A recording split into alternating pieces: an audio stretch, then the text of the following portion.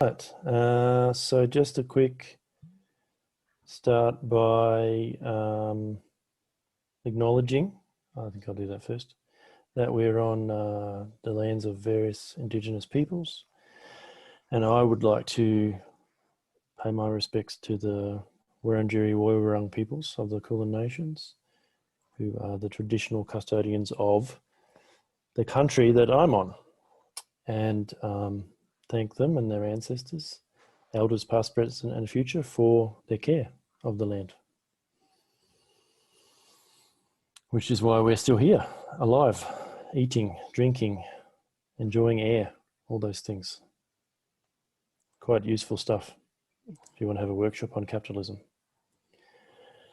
So my name's Paradis. Oh yeah, there's something else. You might want to put the name of your local country in the name of your Zoom person name. I've seen that done before. That was Annie's idea. So do that if you want, or just in the chat, just acknowledge whatever you like. So my name's Paradis and I am a Wakaya man. So my mob are from up in the Gulf country. I live now in the greater Melbourne area near Healesville, and also am a professor of race relations at Deakin University, and yeah, do a bit of work on decolonisation, indigenisation, those sort of things. I'm not an expert on capitalism by any stretch of the imagination, but I'm interested in the topic, and it intersects with my other work on colonialism and that sort of stuff.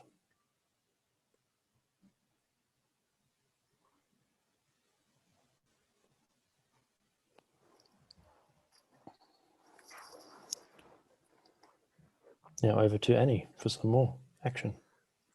Awesome. Thanks so much, Ian. And yeah, we'll get into a bit more about capitalism and colonization and all of that later on. Yeah. And I'll start by sharing our slides to give you a little bit of an idea about what we're going to try and do in this workshop, which is a lot. So I'm very excited that you've all come along to this Capitalism 101 kind of experiment workshop, where we've done a bit of a call out to see what people want to learn about and what people think is important. And we're going to see how much we can fit in to the next hour and a half. So I would really appreciate it if people, while you're in this workshop, if you write down any questions you have or clarification, and thinking about what else could be in this workshop and how it could be done better, because I'm particularly interested in how to keep running these sorts of workshops, because understanding capitalism, I think, is really, really key to beating it. And I guess a little introduction of me. My name is Anisa. I live on Wurunjeri Woiwurrung country in so-called Melbourne. I'm a bit of a history and economics nerd, which I do alongside kind of blockading direct action activism. And I used the coronavirus lockdown to read a lot about capitalism, which is what got me really excited to try and run a workshop on it. But I am nowhere near an expert, and looking at capitalism, I kind of question whether there is any experts, because there's so many different opinions and so much to understand. So what we're going to try and do in this workshop is we'll go through a few different definitions. I always find it useful to start with the definitions. And then the lovely Noon is going to take us through some entry-level Marxist ideas, which really, a lot of kind of leftist understanding of capitalism is rooted in what Marx said. So it's really good to have some understanding about that. Then we'll have a bit of a chance to think about how each of us relate to capitalism. And then we'll discuss a little bit about where capitalism came from, how it interacts with colonization, and where it's at today. We'll get excited for alternatives. And then at the end, hopefully there'll be some time to talk about what next. And yeah, so we've tried to make it as interactive as possible. And given that there's 22 people, which is quite a lot for discussions. So we'll be doing quite a bit of breakout rooms to kind of make sure that people have enough time to speak. So hopefully that works out well. And so, yeah, while we're discussing things with people, it's just good to remember to make sure that everyone has a chance to speak and be respectful in those conversations. And so to start that off, I'll just jump out of the screen share. I will chuck us into breakout rooms because, I mean, I would personally love to hear who you all are and what you want to learn about, well, why you want to learn about capitalism, but that's not going to be possible. So in the time that we have, so I'm going to chuck people into breakout rooms of about 5 people. And if you don't want to be in a breakout room, feel free to send me a message or shout out here now. It's all very optional. But when you go into the breakout rooms, if you could, we'll be in there for maybe about 10 minutes. So that's kind of 2 minutes each. And if you have a chance to say your name, if you have a preferred pronoun, where you're calling in from, and why you are interested in capitalism. And if there's at least one person in each group that wants to kind of collate that information, on these slides, they're actually Google slides. And so you'll be able to, I'll share the link in the chat right now. And if people want to click on that, then you'll be able to edit the third slide. So are people ready? Does that sound good? Thumbs up. So we're going to start with a few definitions, which will hopefully bring some clarity, but also some confusion, because that's what it's done to me while I've been looking up definitions. So this is just your standard dictionary definition. An economic system characterized by private or corporate ownership of capital goods, by investments that are determined by private decisions, and prices, production, and the distribution of goods that are determined mainly by competition in a free market.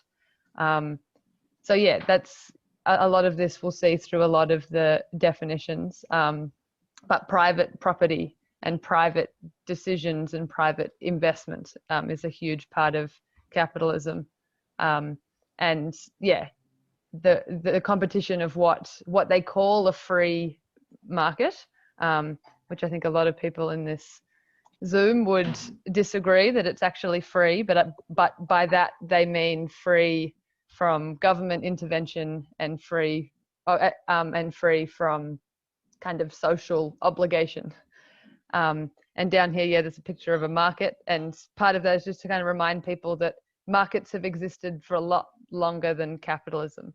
So capitalism's only about 500 years old, ish, but markets have been around for a lot longer, and so has money, but just in a different way. And feel free to chuck comments and questions into the chat. I really love it when people have their own conversations within the chat, and also feel free to disagree, because all these definitions are quite contentious. So this is Eric Olin Wright, who's a pretty awesome academic, who describes capitalism as a class structure characterized by private property, where most people are wage laborers, which mean that they sell their time to get money, and that the economic coordination happens largely through a decentralized market, which basically means that it's not centralized in the way that a state, a central state, is making all the decisions. Here's a pro-capitalist definition. So people might have heard of Milton Friedman. And he describes capitalism, and especially for him, the free market is really, really important. So he describes it as voluntary cooperation of individuals, which is the technique of the marketplace. And for him, the government only has three functions in capitalism. It should be for the military defense of the nation, enforce contracts between individuals, and protect citizens from crimes against themselves or their property.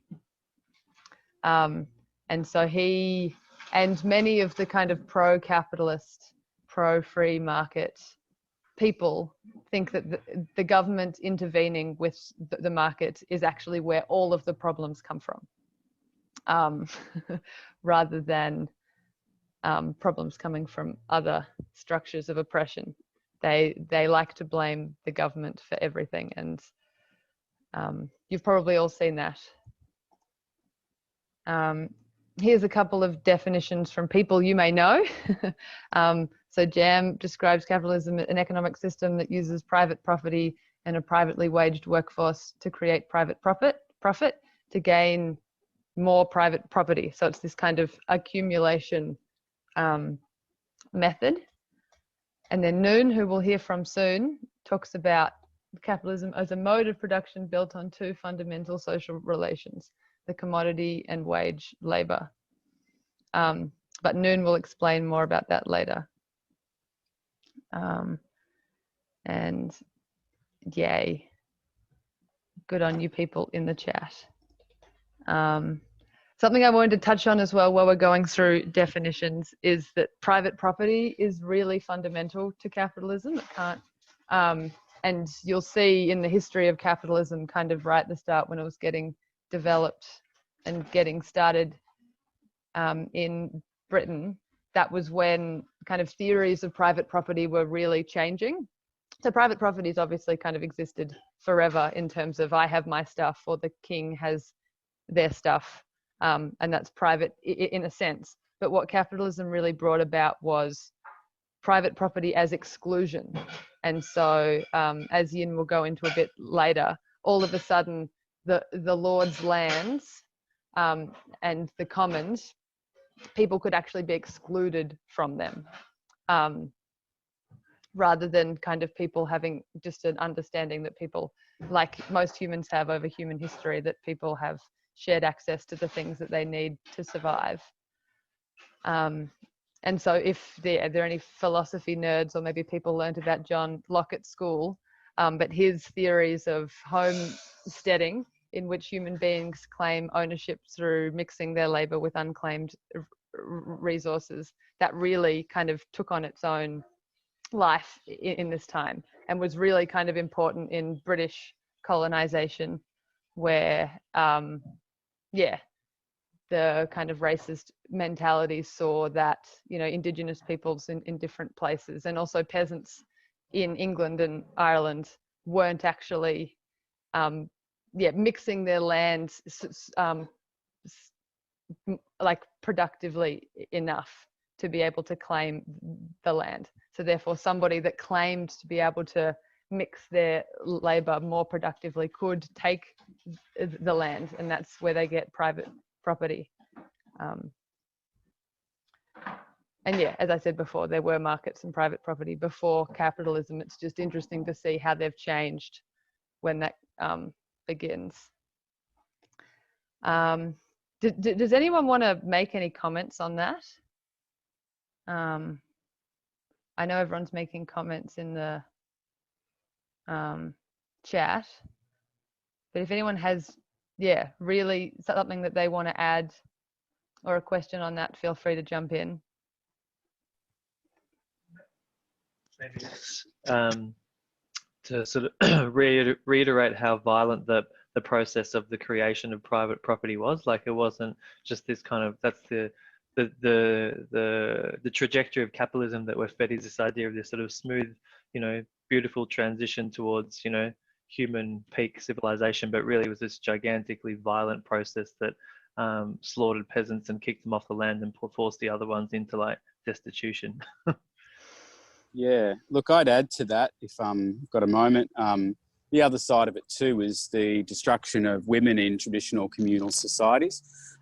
Generally, women placed roles of care, support, networking, and birthing health, and the witch hunts, which resulted around the earlier period of enclosure where they closed off the commons, was essentially about kind of forcing capitalist relations upon everybody, and was, a big part of the kind of religious kind of crusades that then led to capitalism, as I understand it. There's a woman author, Silvia Federici, Italian Marxist feminist, who did a lot of work on this. Her book, Caliban and the Witch, is a must read for really understanding how the destruction of women's power was essential for the creation of capitalism. Yeah, people might have seen one of the suggested readings we gave for this was a book club recording on that book, which is absolutely epic.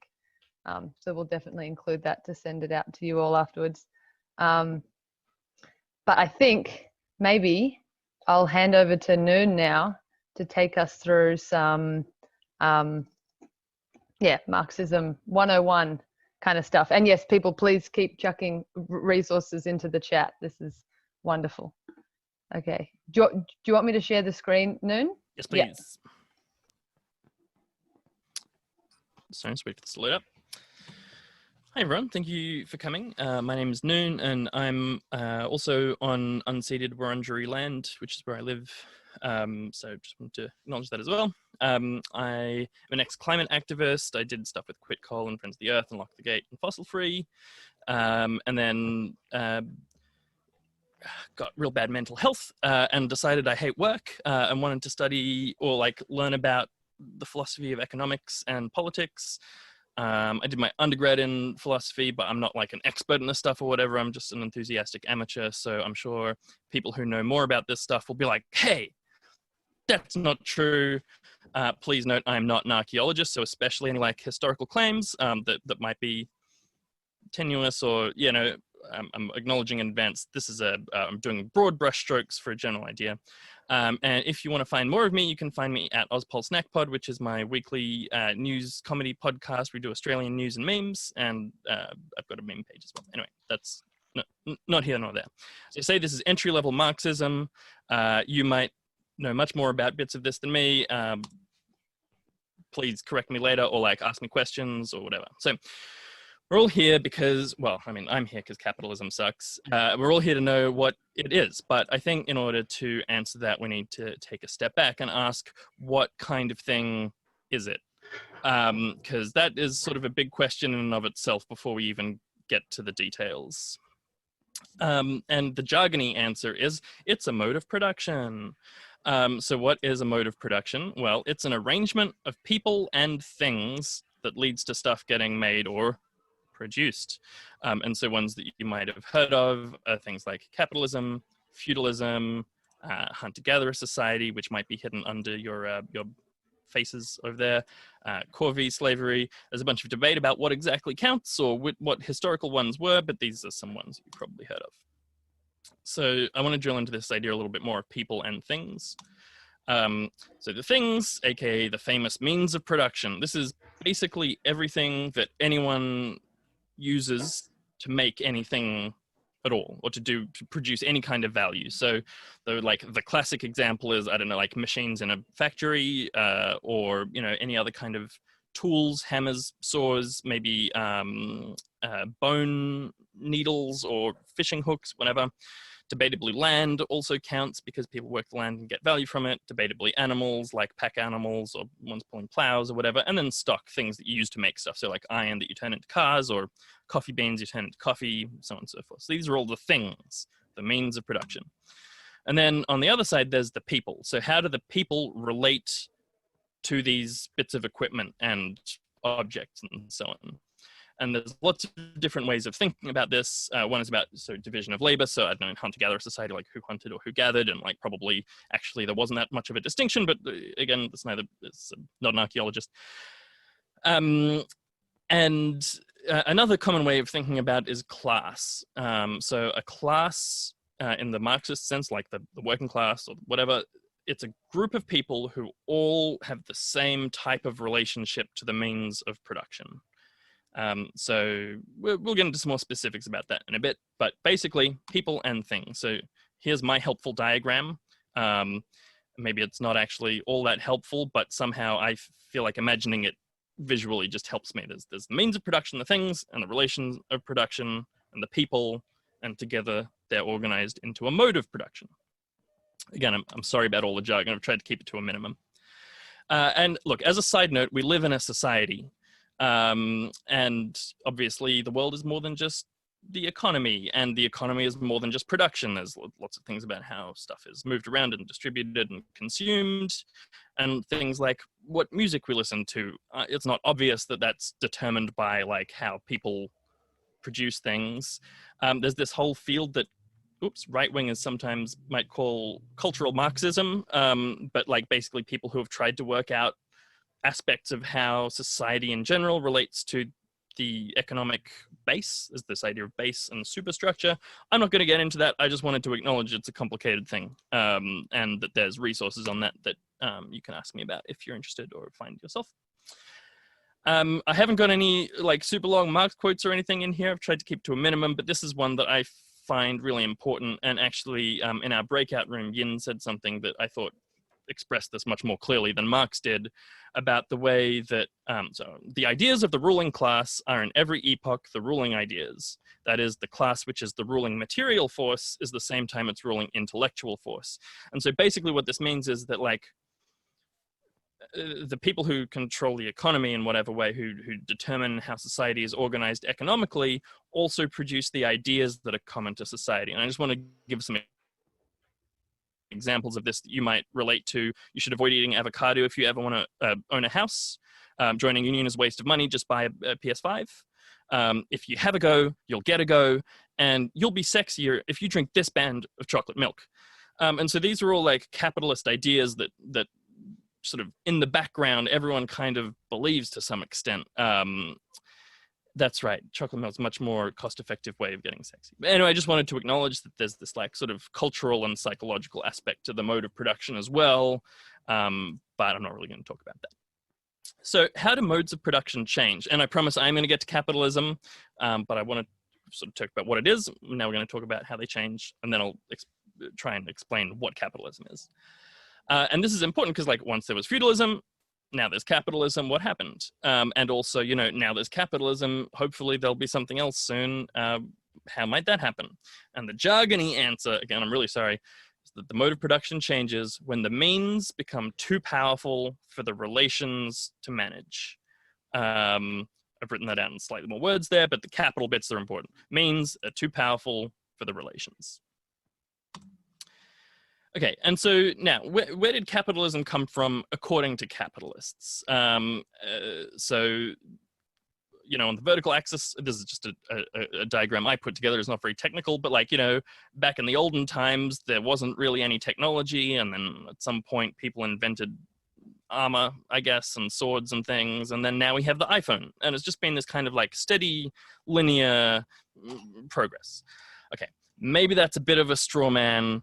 But only a little bit. Here's one that's slightly less of a straw man. So buying and selling things, the capitalist idea goes, thank you, James, I'm glad you like it. Buying and selling things for profit is human nature. It's just what humans do.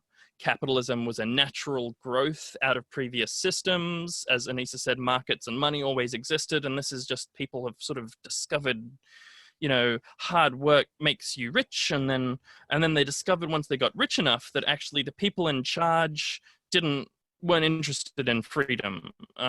They just, the king and the Pope, they just wanted to be in charge, and they don't care about freedom and hard work. So we had the only revolution that will ever be necessary, and we invented Parliament, which is the perfect form of government. And now everyone gets a say in how societies run, everyone's free, everyone has a job, no one's starving. Great. I did say it's slightly less of a straw man, not, you know. But the Marxist theory, sorry, not always existed. Thanks, Yin. Yeah, that's an important clarification, but for some time, yeah. Longer than capitalism. So this is the Marxist view. Again, this is a rough graph that I made in MS Paint. So, I'm not trying to be super technical here, but roughly the idea is that we have these stages that are separated by periods of like sharper development or growth. So there's these stable periods, which are called modes of production. And I've just put like these ones. It's debatable whether or not these are accurate. As I mentioned, there's a lot of archaeological dispute about this, but just pretend.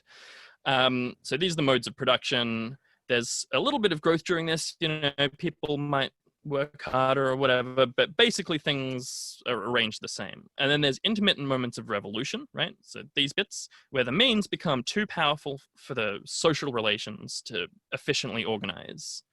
And so then there's this sort of, there's this rupture moment, there's a revolution, some new people are in charge, and then we have this new mode of production going forward for some time. Many, though not all, Marxists believe and also claim that Marx believed that violent revolution is the only way to change a mode of production. I personally think that seems unlikely, but there's arguments for it, whatever. Not really going to talk about violent revolution a whole lot. So now we want to talk about the end of feudalism. And so feudalism was arguably the mode of production prior to capitalism. I deleted a couple slides here, but it ran roughly from like 800 AD to 1600 AD in Europe. There were other systems elsewhere around the world, very notably in China, but also like just in a real lot of places. And I want to acknowledge that like my personal knowledge and study, and also more broadly like Marxist theory, is very Eurocentric, and that's a really big flaw that we should all be aware of. And my apologies for other parts of the world that I haven't sort of represented appropriately here, and there's more information about that elsewhere. So anyway, the end of feudalism, the classic Marxist theory comes because we have this new means of production, which was sort of the Industrial Revolution. And I'll get into it. The timeline here is a bit debatable, but basically the Industrial Revolution includes the spinning jenny, which was an automated weaving machine, the steam engine, which was initially used to pump water out of mines, but then for everything else, the telegraph, mass printed newspapers. And so the social relations also changed as a result of these means of production changing. And so there's this class called the burghers. And so this literally means like city people, something like that. Burg is in the German word like Hamburg, for example, just means city. So burghers are city people. And they started becoming wealthy by investing. And there's the whole detailed story here, but like roughly they morph into what we now call the bourgeoisie. And the French word bourgeoisie is just literally the same word as the German word burghers. It means city people. But Marx uses burghers to refer to these sort of like artisans and handcrafters of feudalism and the bourgeoisie as the capitalists.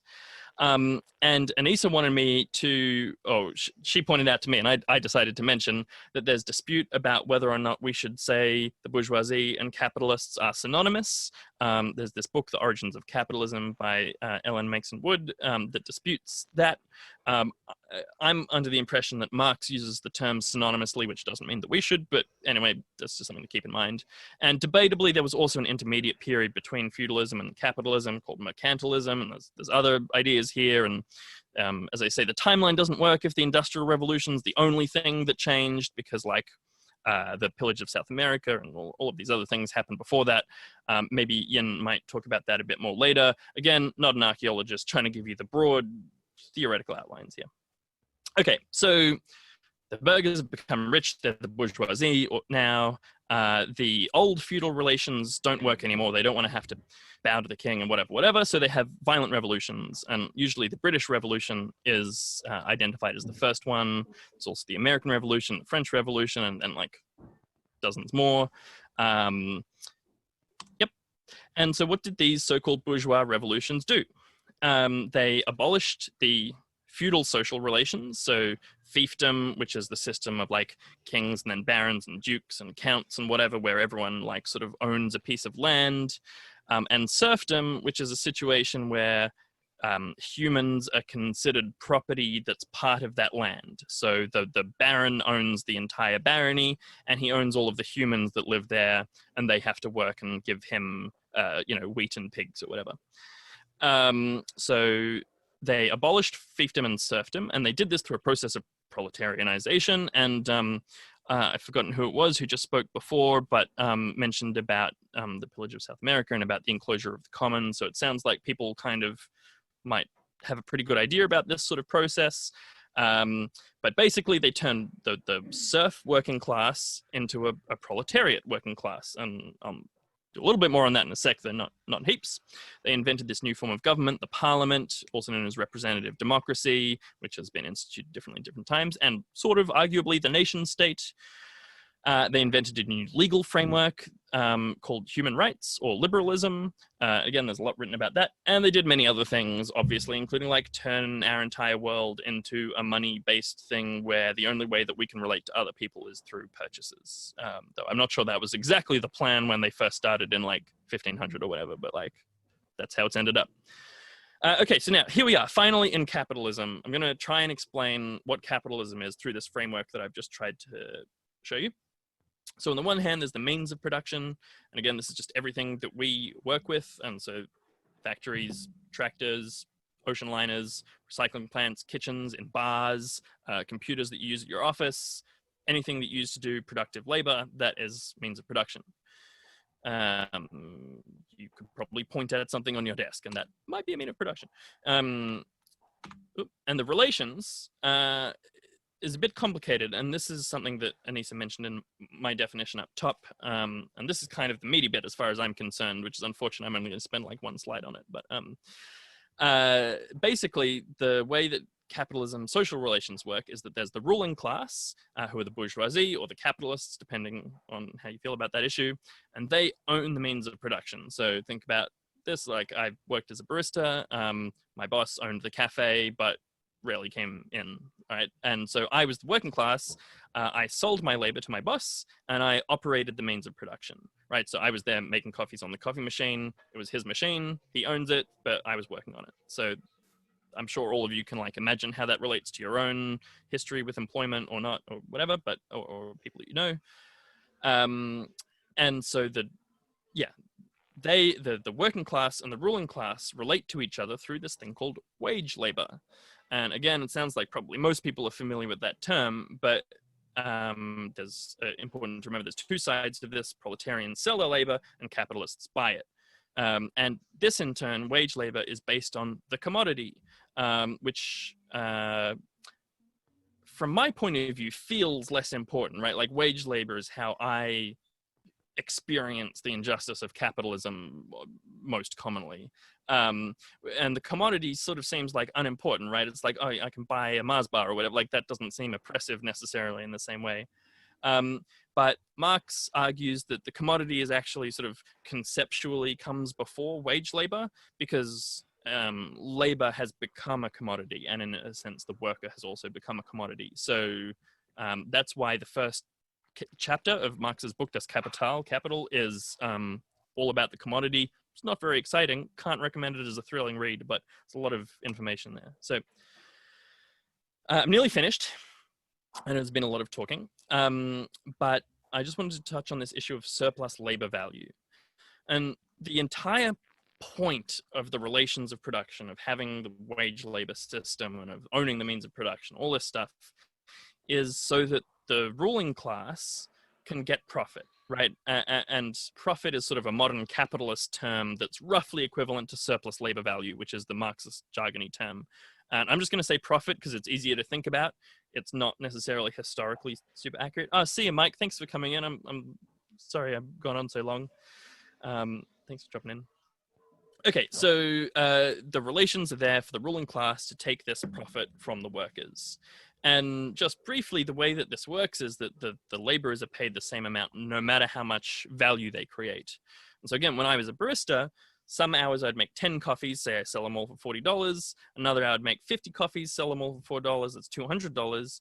I got paid $16.50, the same amount for each hour, and my boss pocketed the difference. And I'm sure all of you know what that's like. But the interesting thing about this sort of subtle kind of metaphysical thing is that the value, right, appears to be in the coffee. And I'm selling my labor, which is kind of this own independent thing. And then my boss owns that coffee. And so when it gets sold, the boss gets the difference. I'm not really involved in the commodity anymore in the coffee. Again, this is a really like complex thing. Marx wrote a whole like 3 huge volumes about it, so that there's definitely more about that. But this brings us up to the current day. I just want to sit on floor all day, but our society say I got to make strangers rich so I can sit on floor some of the day. And I think that's really, you know, one of the key injustices that I imagine has brought a lot of people here today to wonder what's up with capitalism. And so before I finish, I just want to really quickly talk about the like orthodox Marxist and specifically Leninist view about what's going to happen after capitalism. And I just want to say I don't wholeheartedly endorse this plan. It's just one idea because I'm doing this entry-level Marxism thing. This is the entry-level Marxist like game plan. So what's going to happen is the proletariat will realize they're victims of capitalism, destroying their bodies and our minds and souls. We'll have a revolution and institute a new mode of production, which will be called socialism. I'm sure you've all heard of this.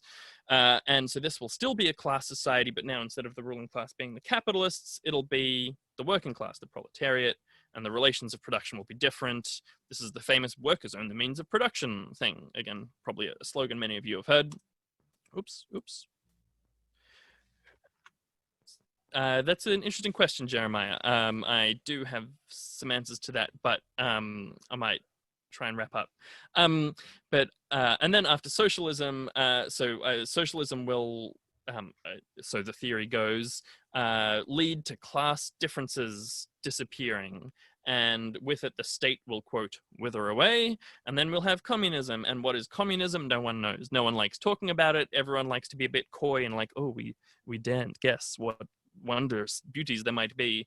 But a common definition is a stateless, classless, moneyless society, which sounds pretty good to me. But don't worry, everyone. We'll probably all die in the climate hellscape before we have to worry about any of that. So there you go. That's my entry-level explanation of what is capitalism. It's a mode of production.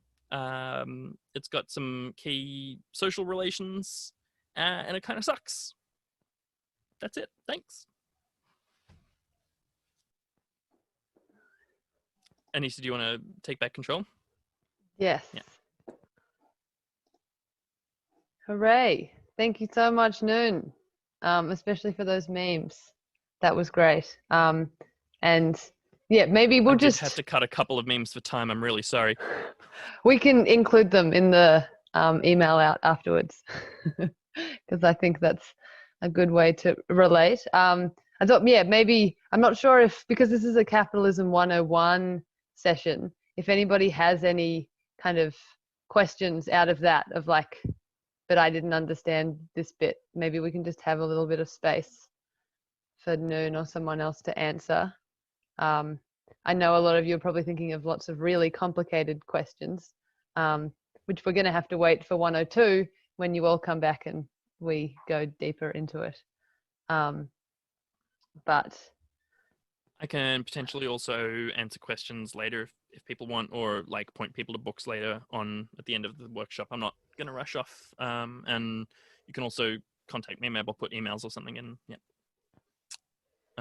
Also, my apologies. I know I speak very fast, so hopefully it was intelligible. When we do the recording, we can slow it down. Awesome. Cool. Okay, we'll give you all a bit of a chance to speak again now. And what we were going to do is get you back into the breakout rooms. And it'd be really awesome if people wanted to talk a little bit about how you relate to capitalism and especially the class society. And I guess I'll just share the screen again. Here's our kind of breakout talking points. And then once we come out of the breakout, we'll hear from Yin for a bit. But for the moment, yeah, just after hearing all that from Noon, about the exploitation and how capitalism's come into being, and also, yeah, these idea of different classes. So, yeah, Noon talked about bourgeoisie and proletariat, which I feel like I can never pronounce properly. Sometimes people call them kind of owning class, middle class, working class, raised poor. So yeah, a lot of us experience a mixture of many of these classes combined with experiences of racism and gender oppression and many other oppressions, which intersect a lot with the oppressions of capitalism. And sorry, we've just got an alarm going off here. And so, yeah, basically what I find really useful is that it's important for us to think about that it's none of our fault what family we were born into, and discussing our own experiences of our families and our upbringings and our experiences of oppression, both as oppressed, but also when we've been doing the oppressing.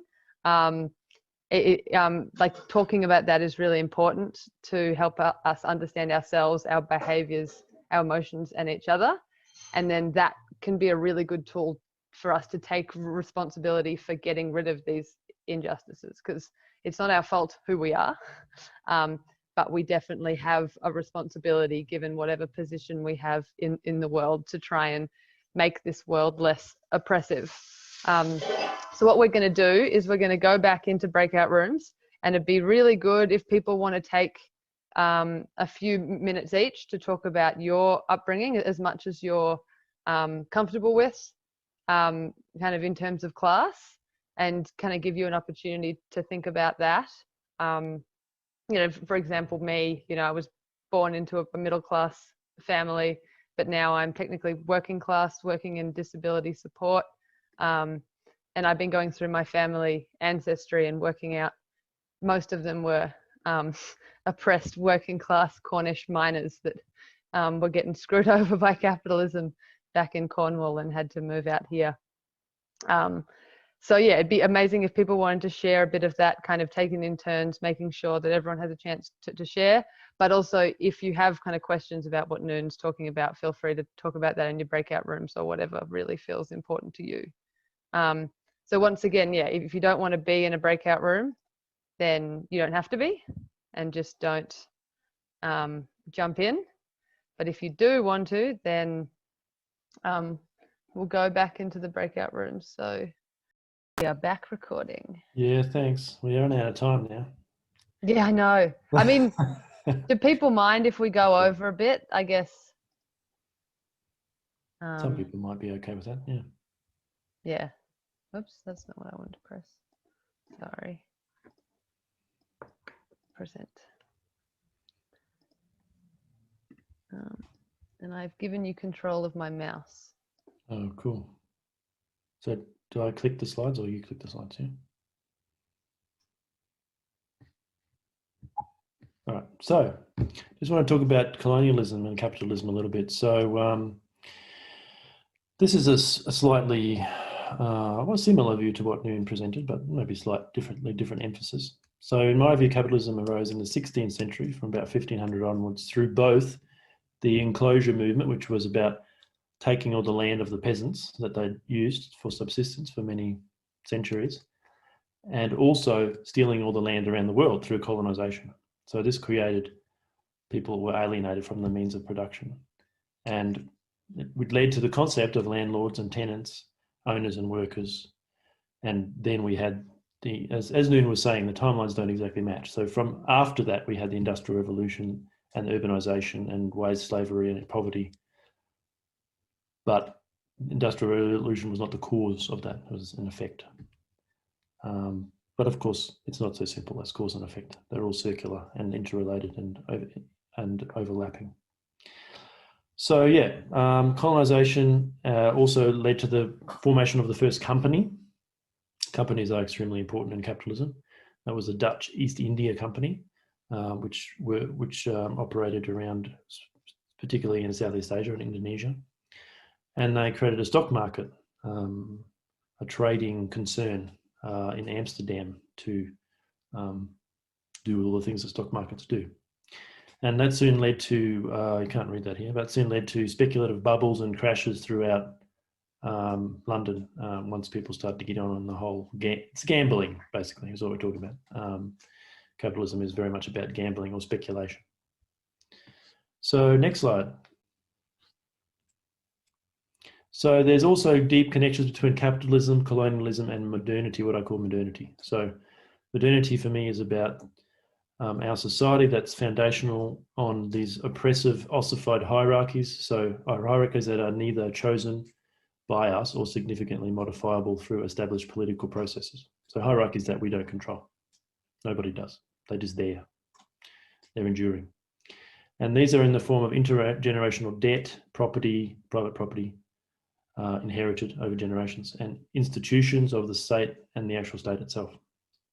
And obviously these things relate closely to capitalism because capitalism is about debt, essentially, and the accumulation of capital and its corollary, which is debt. Private property, deeply enmeshed in capitalism. And institutions and nation states are those, as we saw in some of the definitions, the more left-wing definitions of capitalism, they prop up capitalism. You can't have capitalism without violent enforcement of the order that we have now, and that's through institutions like the police.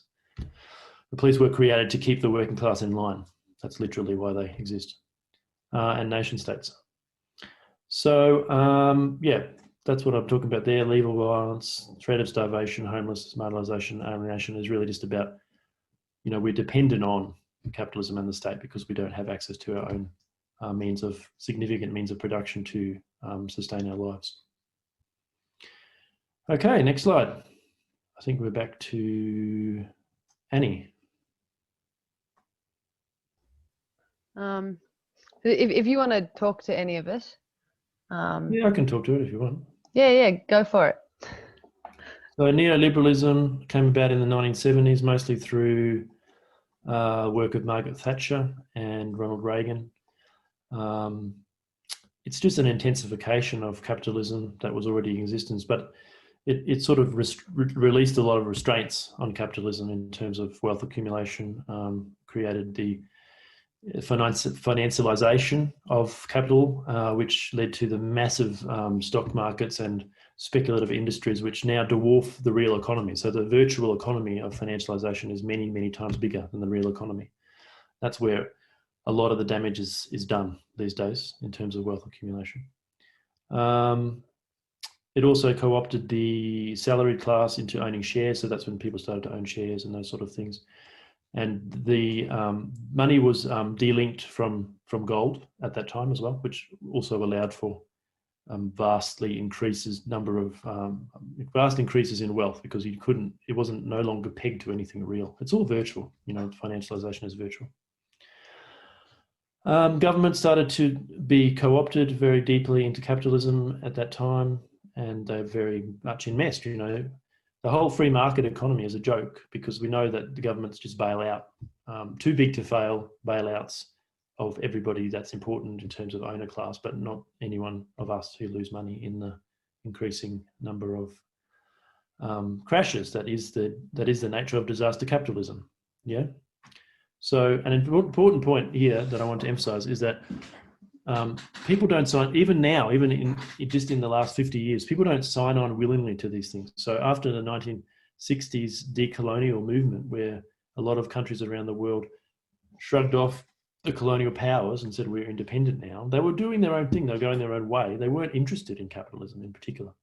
But then we had what we call the structural adjustments, where people were coerced or forced or convinced to take out loans to build infrastructure, and then suddenly all the interest rates went up through the roof, and these countries in the global south are still stuck with these massive debts. So the third world debt is huge, and the threat of the global north not paying off your debt, we'll let you have a bit less or have a better payment plan if you do this. And what this is neoliberalism. So it was forced on people in that sense. And people are still paying off. Some of the loans that people had to pay off were ridiculous things like when the French left Madagascar, you owe us $3.2 billion for all the things we built while we were there. Your country's invaded, you completely fucked over, and then you're given the bill for that. That's what happened.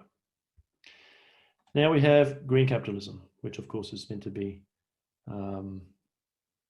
solar, alternative energy, this idea that technology can save us, but we can still make money out of saving the world at the same time.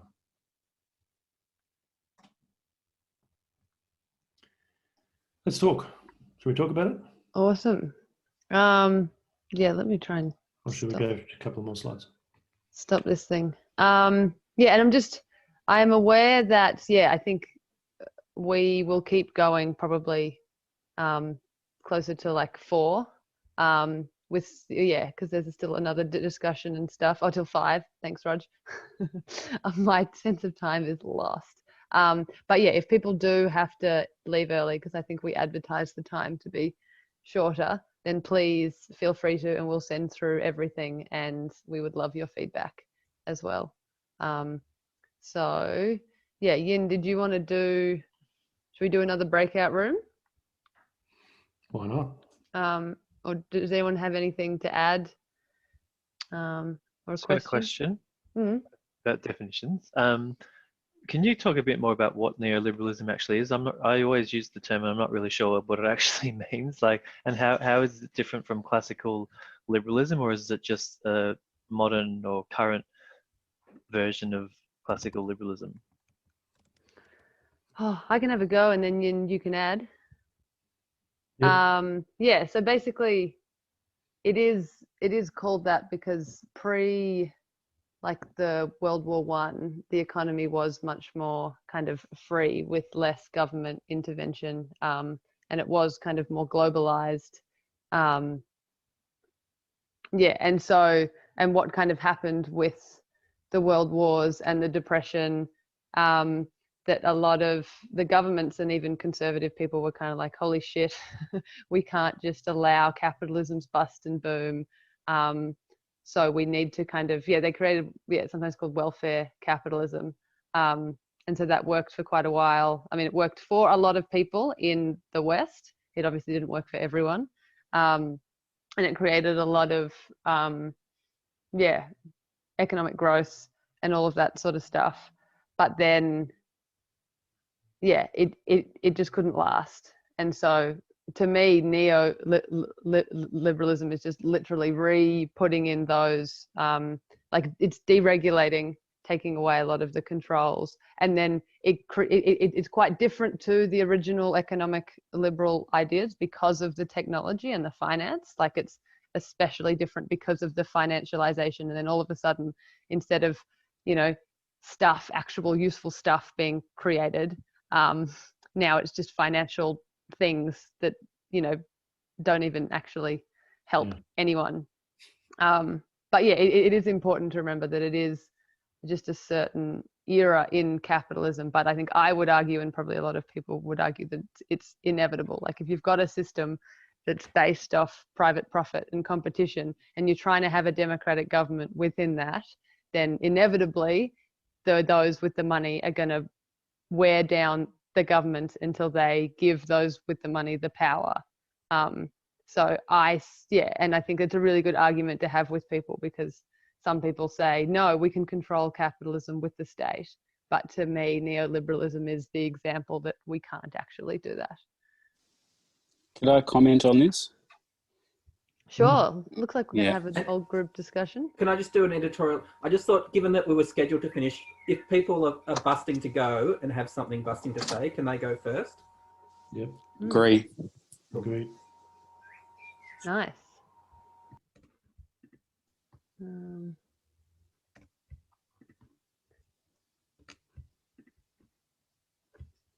Cool.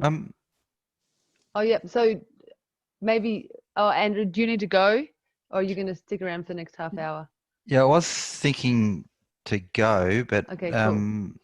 Go for it. Because I was sort of going to make a comment and I don't know, call for discussion on it, but I'm not going to be able to hang around for discussion, which is a pity. But I'll see how long. For me, it's just I'm pressed for time. I don't have a definite appointment. But thanks everyone who spoke. I think it was great and gave a really good presentation between you of current thought on what capitalism is and so on. And I wouldn't take issue with anything that anyone has said. But I've got, I guess, doubts and questions in a couple of areas. And the first is, how good is capitalism and our understandings of it? How useful is it? How good is it as a description of the way the world is at the moment? And that's something I'd sort of like to talk about with respect to so-called developing countries, the neo-colonial states, the global south, whatever you want to call it. And then the second thing, and look, I might just leave this out because, like I say, I can't hang around, is how useful these concepts and the description of capitalism in terms of the change that we want to make. So I might just leave, but for me, the thing that I guess have a lot of difficulties with the way that Western political economic theory and descriptions of capitalism have been applied to places like the Philippines, and I'll use that because that's the place I know the most about. And so it's earlier on the description of a trajectory, a political development trajectory that goes through feudalism and ends up being monopoly capitalism and whatever else. Those ideas and theories were applied to other countries, I guess my gut reaction is that it's where you take a Western theory applied to somewhere like the Philippines and then come to the conclusion that this place is backward, that it's in need of development, is problematic, and then it's more, even more than that,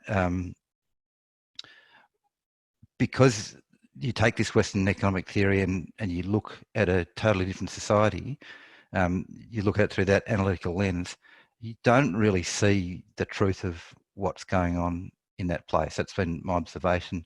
And so you find there are gaps, and these are explained away in all sorts of different ways, but ways that typically find that place wanting and needing to change in a way that makes it more like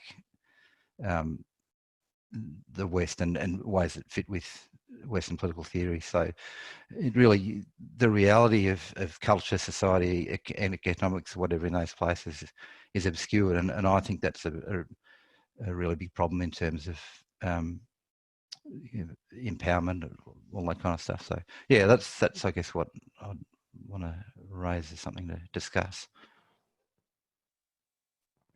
Cool, thanks for that, Andrew. I think we'll chuck to Vaughan, and then yeah, people want to put their hand up, but also Noon and Yin, feel free to jump in. We can facilitate this together.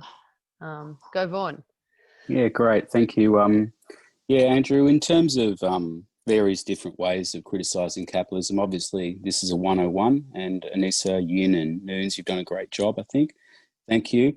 But not all Marxist or anarchist or even Indigenous critiques of capitalism necessarily share this idea of linear progress, or that maybe things weren't, or they noticed that things were challenged at all times in all different forms of society, whether they were feudal or not. So there's always been resistance, and there always probably will be, regardless of how capitalism restructures itself. Around the question of, I guess, the rise of capitalism, a lot of its restructuring and why it's come about has been because of the failed efforts of struggle in earlier cycles. So, some would argue, like Federici, that even in the feudal period, there was movements that nearly went beyond or towards communism back then. The factory reform was contested from day one. Push off the land was contested from day one by both Indigenous people and peasantry and people who had their lands in common. When we look at neoliberalism, there's a tendency to kind of, and Yin's comments are really good in there about what it means, worth looking at. But part of it is that we had a period of capitalism earlier to that. It was coming up against its limits. Workers were becoming effective in challenging it, as were housewives, peasantry and other organisations. So neoliberalism was an attempt to restructure, to weaken the efforts of the working class to push through. I think that we understate our strength, even if it might be unions, it might be just people slowing down or refusing, or people bunking off on the dole, or it might be political parties or larger organisations. But these things are what forces capitalism to restructure itself. It's not purely a top-down strategy from the managers of capital. Very quickly on the question of class, it's absolutely essential, I think, in understanding capitalism. But if you leave it there and don't delve deeper into how capitalism affects every interaction that we have, either subconsciously or consciously, you end up arguing over how to redistribute the spoils of capitalism. What do you do properly with that surplus labour? Then you do things like create a state to redistribute it. And then you still have the problem of treating the earth like a thing that is to be exploited and extracted from. So the question of how we commodify everything and make everything something that can be counted through this abstraction called money and commodities is the central challenge. Because if you just reduce your anti-capitalism to fighting within getting a bigger share of the pie, then you don't overcome it and you reproduce the system. So you need to go further than just a class analysis. Robert Kurz is my favourite writer on this topic at the moment. I put it in the chat. Enough for me. Sorry if I jump in there. That was really great, Vaughan. Thank you. And yeah, I think that's a really good point about class being an important analytic tool, but not being enough. Another book or theorist that I would like to point people towards is Mark Fisher, who's very sort of in vogue at the moment with a book called Capitalist Realism. And he argues that there are these two fundamental things that capital will never be able to effectively manage, which are bureaucracy and mental illness. And so he's got a whole book where he argues for this position, but I find that quite convincing and sort of inspiring that maybe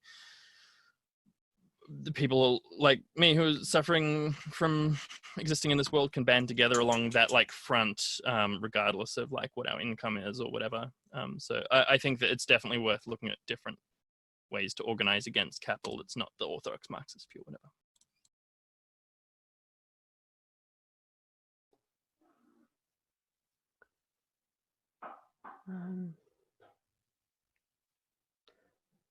If no one's really excited to jump in, maybe we'll go through our last couple of slides on alternatives. Maybe and then... oh, yeah, yeah, please. I was just hesitant, but given that no one is keen to say anything, I just wanted to add, I did economics and business as my first degree a long time ago. So a lot of this stuff I was taught like it was the right way to live in society. And I came from the right, far right even, and now I'm here. And one of the things that helped me in this process was that I had a chat with someone that had experience in the New York Stock Exchange.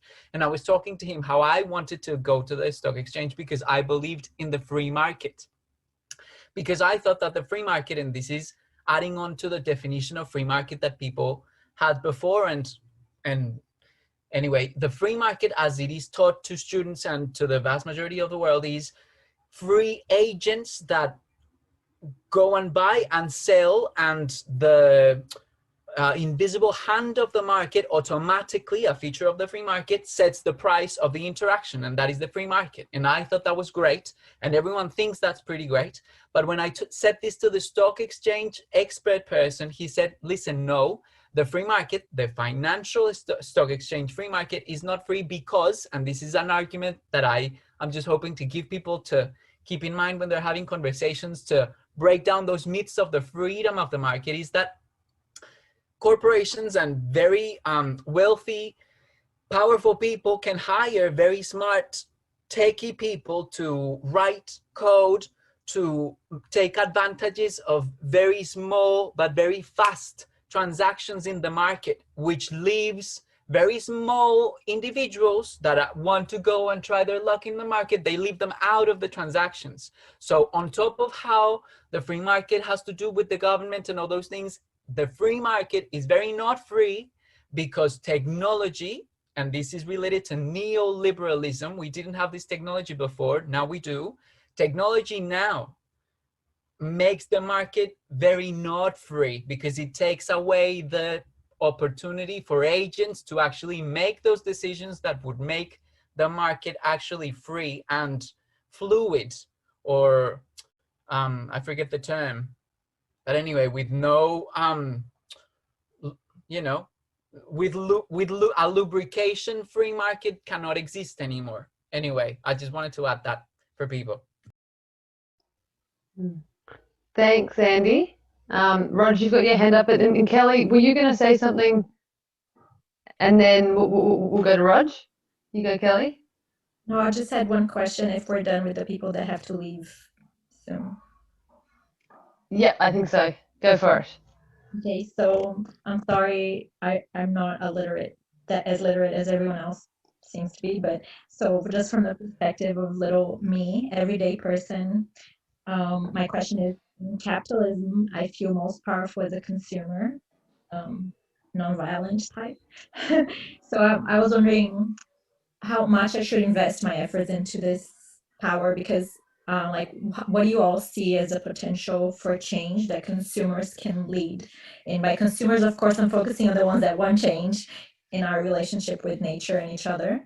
And like, how much or how little positive change can things like what we purchase and what we tell companies about our preference for products and services and things like that, how much or how little positive change can that influence? And could it possibly be enough change, fast enough change, positive enough change? Do you know what I mean? Like, is that a clear path for the transition, just to balance a bit the savagery of the capitalism and industrialization, colonialism and all that?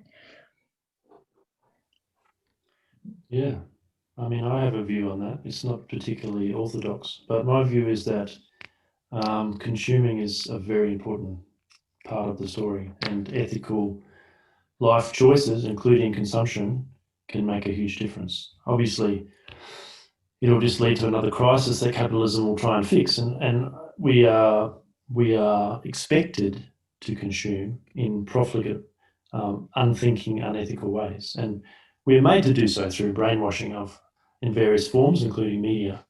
But if we choose not to do that, I mean, look, the reality is that in the system we have, you know, the 50 biggest companies that are responsible for 70% of global greenhouse emissions, they sell stuff. If you don't buy that stuff, if nobody bought their stuff for a week, that's it, they're done. That's the reality. Are those companies involved with energy by any chance? Yes, usually oil. And we have an addiction to energy in some countries, so how on earth do we get out of that? Well, I never said it would be easy, but it's theoretically possible. Like sleep earlier? I think Roger had a hand up. Yeah, Rog, do you want to answer this, or do you want to go to something else? Oh, yeah, it was sort of something else. I thought someone was leaving, so I was waving just before. Yeah.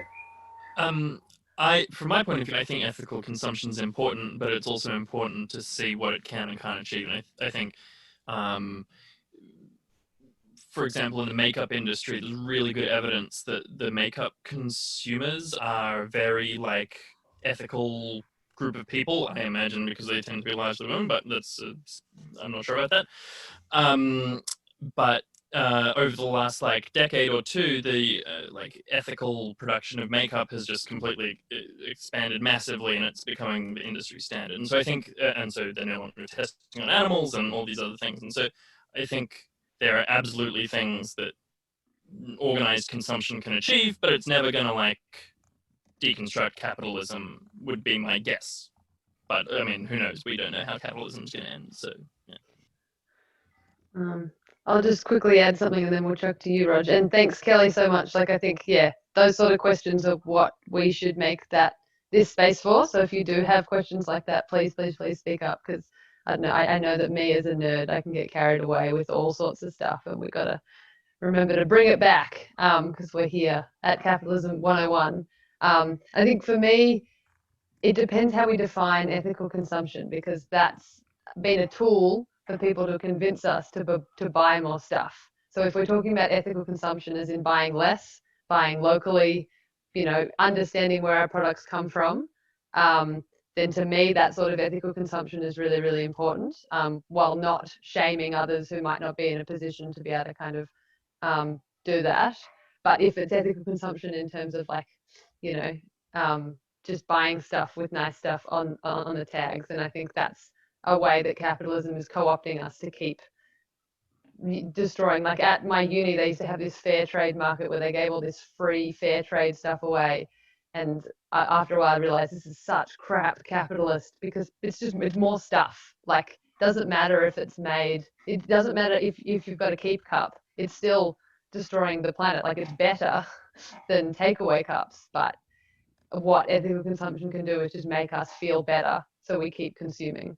So we've got to be really careful to not get in that trap. Rog, do you want to go? Yeah, okay. If we're done with that bit, we're not done with it, but for now, yeah. Yeah, there's a lot to say on that last question.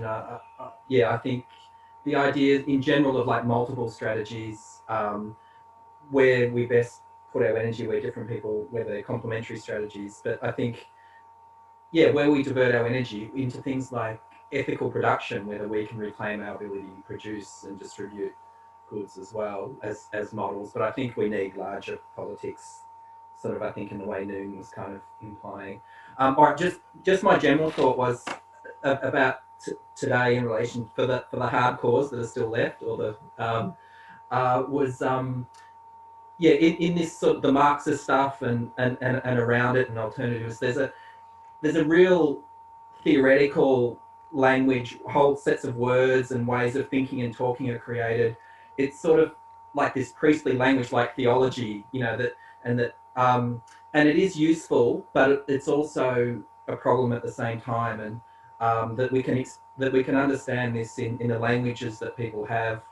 And just on the theology, there's this sort of idea that you can also prophesize if you have the right language, the right words, the right theory, the right understanding, and you know, it gives people this status. And who can be the next Lenin because they've got the theory and the fancy words and impress everybody else, or bamboozle everybody else. And yeah, anyway, but I've appreciated all of this as well. So thanks. Cheers. Yeah, 100%.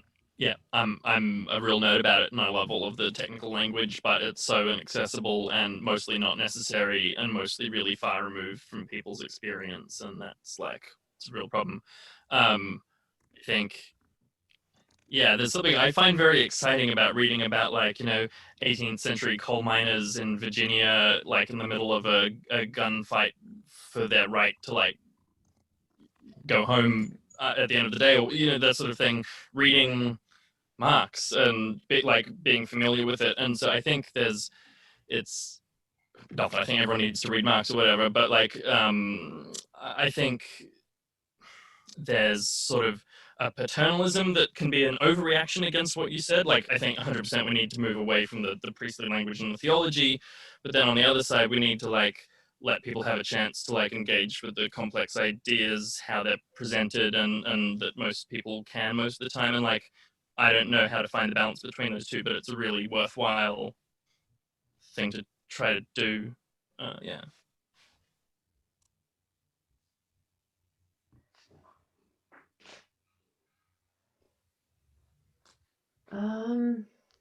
Cool. Maybe if people think of your next comments, our last two slides, I'm pretty sure have already been covered by people. But can we see them still? Yes, I know that you wouldn't want to miss anything, Raj. And all the links are going to get emailed out to us and stuff. The stuff that's been passed by in the chat. Yeah. I'll save the chat and get it all. Lovely, thank you. But here we go. Because just it's so important to talk about alternatives, and this has already been brought up a bit. But yeah, Yin, do you want to speak to this one? And I can quickly speak to the next one. Yep, basically, as we said, capitalism is a natural or inevitable. It emerged at a certain point in time. It could have been otherwise, and it could still be otherwise in the future. And so, yeah, the story of progress, the linearity of inevitability, it's just a load of bullshit, basically. And there's an infinite number of other ways we could be as human and more than human. And let's just move and do stuff and see what happens when we try to be otherwise. Yeah. And this is our kind of little exciting tidbits of what sort of alternatives are happening and still could happen. And we'll send links out to these. But kind of some of the big ones that are thrown around of like whole societies and communities that are operating in post-capitalist, non-capitalist ways. Rojava, which is in North Syria, they've got something called democratic confederalism. This is flexible, multicultural, anti-monopolistic and consensus-oriented ecology and feminism are central pillars. So it's pretty incredible what they've been building over there in the middle of a kind of war-torn area. So highly encourage people to look that up. It's so impressive.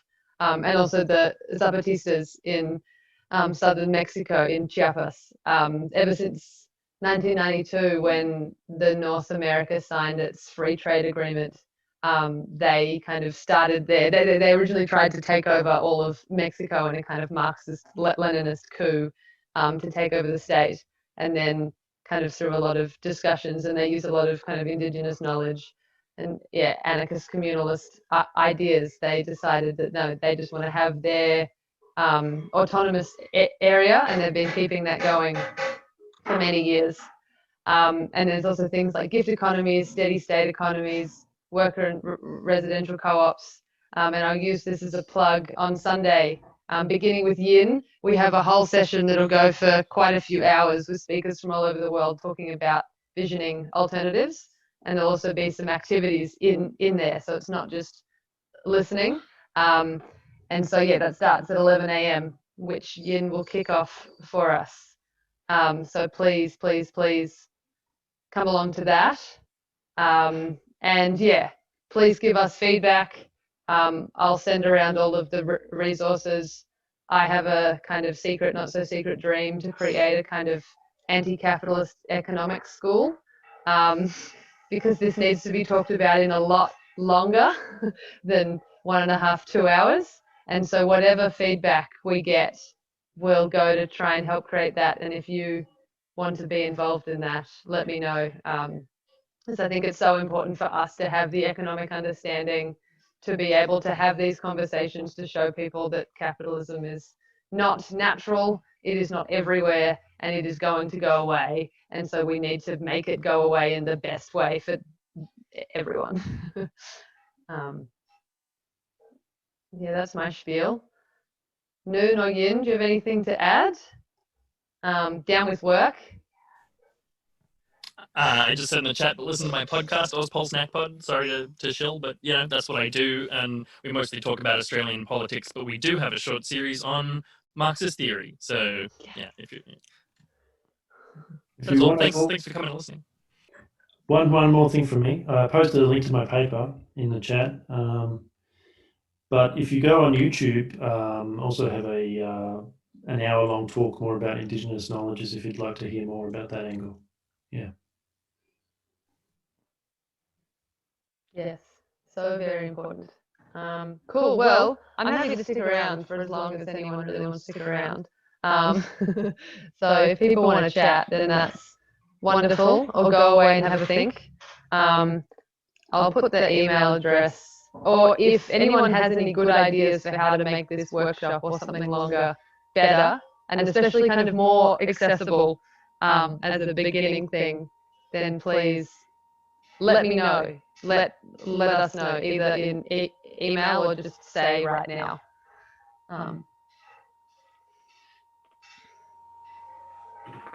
Yeah, hi. I was thinking that it is feedback. It was very interesting, the fact that there are 3 people with what I can see different histories, experiences, and perspectives contributing is pretty great. I think that the presentation that Noon gave is also very interesting, probably very accurate, but it's a lot. Like it's very, I feel, even though it's like a 101, it might be quite basic, it might still be like a lot to consider, even if it doesn't go into a lot of detail, but it was good. I do think that maybe it is my personal way of learning, but more discussion might help new ideas get some context and be better understood rather than listening as much. But yeah, other than that, I thought it was pretty great. Thank you. Maybe also just considering that Yini's here, hearing more about the Aboriginalisms, I think that someone mentioned at some point, which I actually had never heard before, and how compatible or how intrinsic might they be to the utopian socialism that we might envision. Like how do those future utopias relate to each other? Anarchy, socialism, Aboriginalism, municipalism, what is the relation between them maybe? But yeah, other than that, awesome. Thank you, great work, all of you, and Anisa as well. I'll get going. Thanks, Andy. Honestly, I was hoping for more yin as well, but yeah. Thanks for future feedback. I'll try and slow it down in the future. That's good. Yeah, and yeah. Well, I wonder also how we could chuck in. Yeah, because how to get people talking about those specific terms and understanding. Because I think for me, it's taken a while to understand that a lot of the left's understanding of capitalism does come from Marx, but then I guess it's a conversation of how much is this specific theory useful to what we're creating in the future. And that's probably just a really good discussion that we should have before building a understanding capitalism course, school, whatever it's going to be. Oh yeah, Rog? It would be good to maybe have someone who hasn't studied Marx to talk about capitalism in a way that is, I don't know, their understanding of it. Because I haven't studied, I did a science degree and I haven't done anything on Marx. And it is a bit, I know I could just read up about it on the internet, but it is a bit alienating maybe to talk about Marx. And I guess also linked to certain political parties in Melbourne, for example. So yeah, it could be alienating for some people to just be given information on a Marx perspective. So maybe it could be broken down into infographics or something that just makes it, especially people who have come into the session from other countries who might not I don't know, understand it in a way that lefties in Melbourne might. I think we've got Rog, Yeah. and then we'll go to Vaughan. Yeah, thanks, Greta. That relates to something I was thinking a bit. I think the Marxist thing can be like a religion. It can be reductionistic. I was kind of alluding to that before, I think. But I think it's really useful to understand because it is partly true and significantly useful. And it's also useful to understand if you're being an anti-capitalist or something, to how some other people around you think. And it's sort of this key foundation. And then, to take it other places. And just on the mode of the lecture, I appreciated everything. I'm not a good reader, writer person, so I love diagrams, pictures, even songs. I think I've got my emotional education about politics often from songs, sort of lefty songs. I don't know, there can be a listening list or a singing list as well as a reading list or something. But cheers, Ta. Awesome. Go, Vaughan. Yeah, thanks, Roger. Kind of largely agree. Look, in Marxist traditions, it's not all of it, but I remember how weird it was when I first started engaging with it. But what I found was really helpful was just slowly drip feeding myself some introductory stuff, but then putting myself around mentors, people who are actually involved in struggle and could make sense of it in a way. I personally am a huge book nerd, always have been, and I do think it is part of the hard work of working out how to change things is not being afraid to engage with this sometimes difficult and alienating language and learning how to make it your own. I think for some people, particularly around stuff with class, and it's not my experience, is when somebody comes from a relatively privileged background, that there's a lot of resistance to really unpacking it. It's uncomfortable, and sometimes I think it's more about that discomfort than it is about the alienating language. I can't read that, it's too much. But then, I meet somebody who has genuinely lived difficult life circumstances, poverty, and my experience has been sometimes they're really, really open to it because it actually, even if it is in abstract words, explains their lived experience. So, that was a bit all over the place, but I guess slog on, like, it's important. And no one else. You should be able to own this language for yourself and rethink it and make it your own. It doesn't belong in an ivory tower, it belongs to everybody. So sometimes it is a slog to work through it, but it makes eventually, once it starts to click, the struggle and what to do a lot clearer. And, you don't have to go back to Marx from 200 years ago. It's been rewritten, rethought, put in conversation, tried, practiced, and put in conversation with other theories and practices that change. So you don't have to go back to the foundational texts. I've never read Capital or the Wurunjeri or any of those. But, there's lots of good stuff out there if you search. Thanks. Just a quick, and it's in comics books. There's a couple of versions, Marxism for Beginners. That was really great for me. I'm a kind of sciencey person and diagrams and stuff. That was great for me. Okay, thank you. Yeah. Thanks everyone for speaking. I think it's really good. I guess also my comment on that is that I guess a lot of working class people are so busy working or looking after their families and stuff that it can be not accessible that way as well. So a quick way of maybe even these sessions are not accessible to those people. So like a quick infographic-y type way of explaining it, I think could be quite good to get everyone on the same page right from the start. Maybe if that's the way that they learn. So. Sorry, I think that's really good feedback, Greta, and I think I started off my presentation trying to do that and then sort of forgot about it about 5 slides in. So that, no, I think you're 100% right, regardless of like the usefulness of the words or whatever. I think, my presentation could have used more of that, so thank you, I appreciate you saying it. I'll try and fix that up next time. That's okay. But thanks everyone. I think you all did really well, and I appreciate these sessions. So I'm learning all the time. So thank you, and I'll see you later. Thanks, Greta.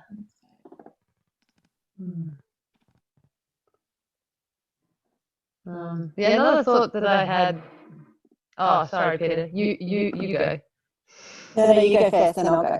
Oh, just very quickly, like just learning about struggles in like Latin America and stuff, how often they're using kind of Marxist, Leninist, even Maoist philosophy, I think is really interesting.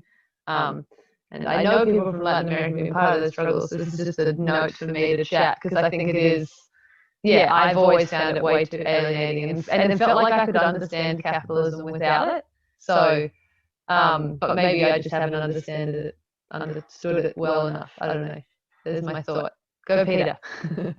I was just going to maybe ask about or talk about desire, because it's not feedback about the session so much, but something I would want to explore more, maybe even on Sundays.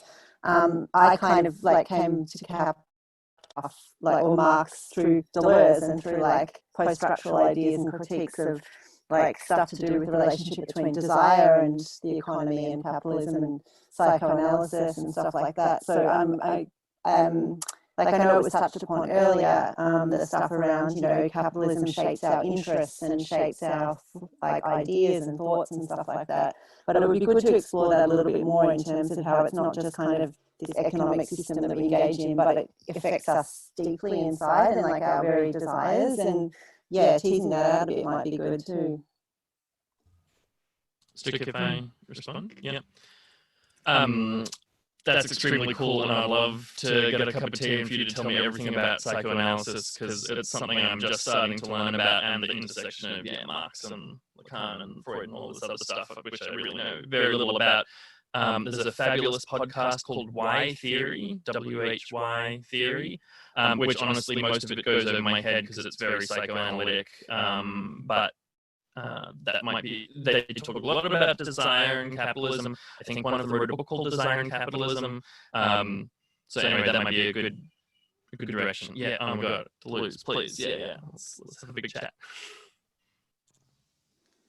Hey, I just wanted to add that sometimes it really is important to dredge through some of this theory. You know, you imagine yourself, you're in a collective meeting for a large campaign, and there's these words being thrown around. If you know them and you spend the time breaking it down to understand the basic Marxist-Leninist vocabulary or the Trotskyist vocabulary, you know, these are not traditions that I think lead us to good places. So knowing when they start doing the thing around transitional demands, where that leads, understanding how they talk about imperialism and what that means, so that you can pick them and know when they're going to mess with your campaign and take it over, is really important. That's probably for me the most driving thing. I'm like, in terms of the process or the struggle or campaign I'm involved in, being able to hear those words and know, okay, so these guys are, that's where they're coming from, or whoever it is. That's my main drive for kind of understanding it. It's not that I want to, or even, well, they have things to teach, but knowing the vocabulary stops you being stuffed over. And knowing where they're going to go and why they're going to argue for particular strategies based on history and theory of their tradition